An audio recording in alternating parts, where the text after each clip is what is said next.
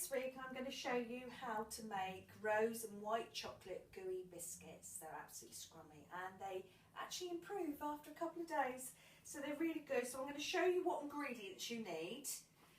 And we're going to start off with 300 grams of caster sugar, and that is going to go in the food processor. Then into that I'm going to mix in 200 grams of butter. And I'm going to whiz them round in the blender until they're really nice and soft. And then I will add in egg. Now you can add one large egg, or you can add, I've got these ones, these quite small, 2 small ones. Don't add them all in at once because you don't want your actual batter to be too, you don't want it to be too loose. And you know what I should have done? I should have probably done those eggs in a separate bowl, so that I can make sure that they're not off. Right, okay. So I just whisk those up.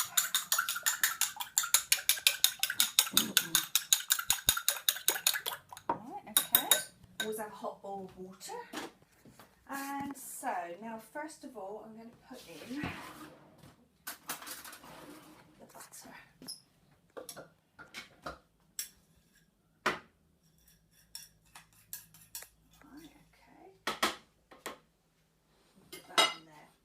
Now some of the other ingredients, which I'll whiz that in a minute, and then the sugar's going to go in, which is 300 grams of caster sugar. Now some of the other ingredients you're going to put in later is some vanilla paste, which has got the strongest vanilla flavour. This one I find is the best one. And this one's Taylor and College. Yeah, that's one of the best ones. And then we're going to add in some rough chopped up white chocolate, lots of it. That's 3, I got 3 bars from Lidl's, which were 100 grams each. So, but Tesco's do the much larger bars. I think they're 200 grams a bar, and they work out quite economical. So and actually I think the Tesco's chocolate tastes much better. It's more vanilla-y. And then we've got in here 350 grams of self-raising flour. And after I've combined all of that, I'm going to add 50 grams, actually it might be slightly less than that, no, that's actually about 30 grams of rose petals. And I got these rose petals online, and this big bag, which doesn't actually weigh much but it looks quite big, I got for £2.60, but that's not too bad. Now if I could, I would use rose extract as well, but it's not actually easy to find rose extract. I shall look online later. But if I whiz this up now, it'd be quite noisy. Right, this is what the eggs look like after I've whizzed them around. Sorry, not the eggs, the butter and the sugar, the caster sugar. And I've added 1 egg to it, a little bit more than 1 egg, and that's just made it a bit looser. I'm going to add some of the rose petals to it now. So we've got some of them whole and some of them mashed up in it.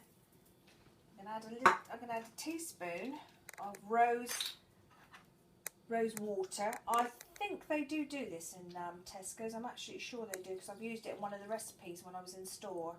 So that's a teaspoon of rose water. I'm going to also quickly flip that over. Put a good teaspoon of vanilla extract in it. Remember your white chocolate would be quite vanilla-y, so otherwise I would add more. So that's that. And I'm going to add in some of the chocolate. I would probably say about 1/3, just so it whizzes around, breaks down a little bit within the actual biscuit. And now you're also adding the flour. A lot of flour, and this will stiffen up quite a lot, so I will do it in sort of stages. Okay. That's why I like these dishes from IKEA. Right, that's that. Let's give it a whiz.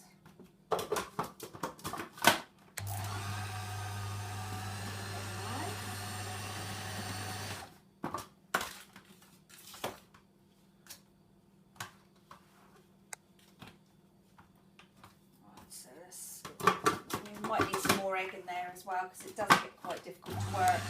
And I don't have a Magimix. My little Kenwood has served me so well for years, but it's on its last legs, a bit like me. So, give that a good old whiz. Add a little bit more egg. Okay.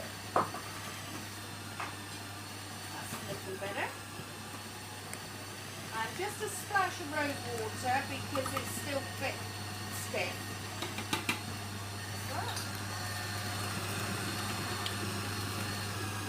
Look too bad. So look, you can see it's like pastry. It's starting to form a ball. And now I'll spoon in the rest of the chocolate. They're still in quite big lumps. But that's, yeah, that's firm enough. Once I've got the rest of the chocolate in to hold a shape. That's what you want. Right, come back to you. Now I've turned the old food processor off, and this is what the rose and the white chocolate biscuits look like. Now, what you can do is I've mixed that all in together. You can use these little scoops, which are really good. I love these little scoops because then you get even sized one, and then you just scoop them out. Look, roll them in a bowl, place them on a plate. Okay, so there you can see, and so with the whole bowl, you will scoop out these little balls till you filled the whole plate, and then they will go on a baking tray, and they will be cooked for about 11 to 13 minutes. You don't want to cook them too long.